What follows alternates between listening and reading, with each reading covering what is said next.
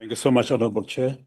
We salute the Commander-in-Chief in steering the EFF into safer and calmer waters as we observe the 12 years of the organization existence, and we invite our supporters and members to join us as we celebrate this 12-year existence of the organization on the 26th of July here in Cape Town.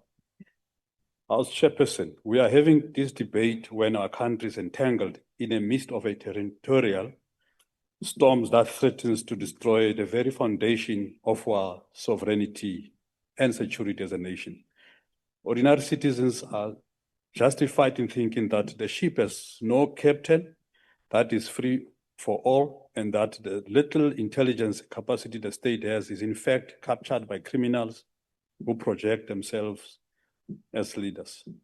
The budget outcomes presented here today do not demonstrate a clear appreciation of the priorities for ensuring the security of the state against both external and internal threats. Chairpersons, General Mkhwanazi spoke out publicly with clarity of the crisis in the country, specifically in the South African police services.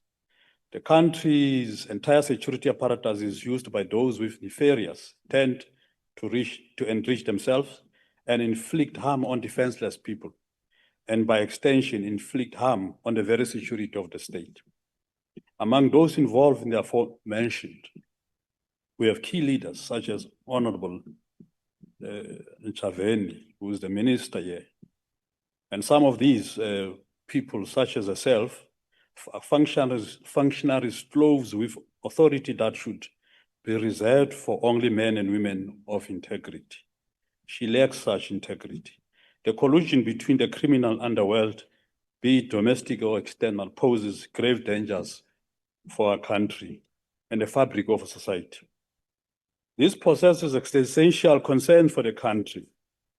And the way we deal with these problems must demonstrate that we have reached a crisis level in the country.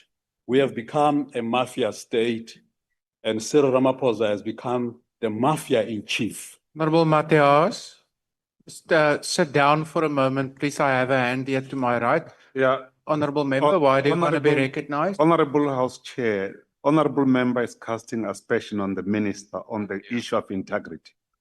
And this has not been tested in substantive motion. Yeah, thank you. Honorable Mafias, I heard you made the statement that the minister lacks integrity. That is in fact the type of statement that needs to be brought to the attention of the House through a substantive motion. I would request you to withdraw that statement and to rephrase that type of argument. I rephrase the statement. No, I need you to withdraw, Honorable Mafias. I withdraw the statement. Thank you. And rephrase it, that the minister has not covered herself with glory for her to escape the criticism that we're making. Honorable Chair, the observation we're making is that this country has become a safe haven for international criminal organizations who are involved in drug and human trafficking because of these characters we have described. These two we are unable to detect and prevent because our intelligence services are thoroughly incapable of doing the intelligence work necessary to detect and prevent such occurrences. When the president took the state security agencies under the presidency, he did so presumably to prevent its hollowing out that had been initiated under the Zuma corrupt administration. This is a vicious cycle of the ANC corrupt leaders replacing one another at any given time.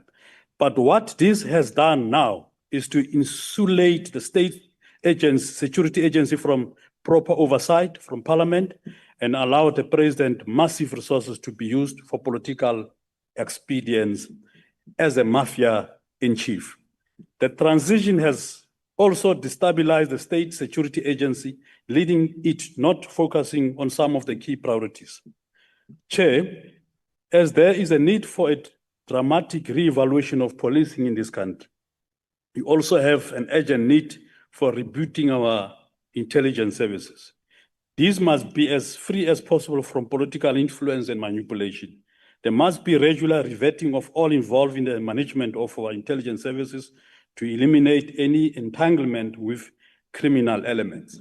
This country needs a decisive leadership of a benevolent leader who loves his people unconditionally, the Commander-in-Chief, who shall ensure that institutions such as state security agencies are freed from the state capture, are freed from elite capture, are freed from underworld criminals who masquerade as the leaders in suits when during the night they connive against the sovereignty of our people, with hardcore criminals who some serve jail time in prisons. This country needs a benevolent leader who shall ensure that these criminals in suits, in ties, are put where they belong in jail. The EFF rejects this budget vote with the contempt it deserves. Thank you so much.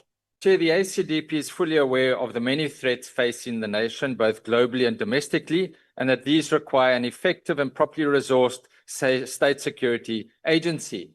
Significant structural reforms following various inquiries have now been implemented with enhanced oversight and accountability.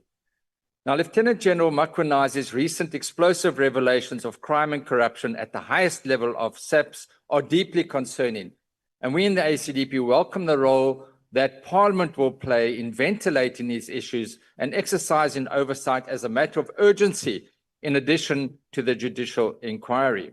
While these statements still need to be tested, it does show the important role that national intelligence structures should play in protecting national security. And in this regard, one only needs to remember the violent unrest in KZN and parts of Gauteng in 2021, which resulted in the tragic loss of 350 lives, to understand the critical need of reliable state intelligence, whether it be crime, military, or state security intelligence. An additional and very real threat is presented by ISIS on our very doorstep. The security situation in northern Mozambique's Cabo Delgado region remains precarious. Domestically, as the Minister pointed out, organized crime syndicates pose a significant threat to stability, development, and national security, masquerading as business forums whilst driving a nefarious criminal agenda. So the ACDP is also concerned about the budgetary constraints facing our intelligence services. There's a dire need for properly resourced intelligence agencies. And so, Minister, there's a severe indictment that the amendments to RICA were not signed into law by President Ramaphosa before the cutoff date of 3 February 2024. This after Parliament rushed through the amendments in December 2023 to give the presidency time to sign the bill into law by February 2024. Sadly, this did not happen.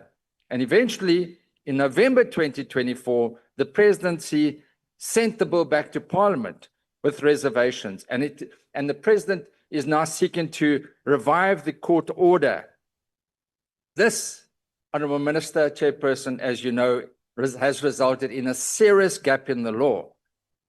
And it is disgraceful that as we speak, state security agencies, whether it is crime, whether it is military, whether it is our state security agencies, have no way legally of obtaining RICA surveillance orders since February 2024, more than 18 months. Minister, I'd like you to address this issue and how the agencies are required to do the intelligence job given this lacuna. I thank you.